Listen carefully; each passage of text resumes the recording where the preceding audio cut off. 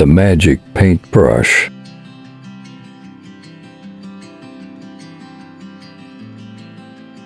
Once upon a time, there was a young boy named Tom who loved to draw.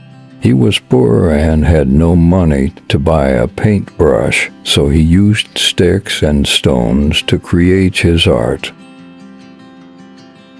One day, while walking in the forest, he found a magical paintbrush lying on the ground.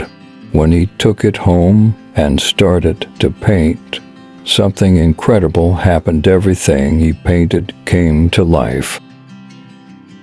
Tom painted a beautiful garden full of flowers, and suddenly the flowers began to bloom right in front of his eyes.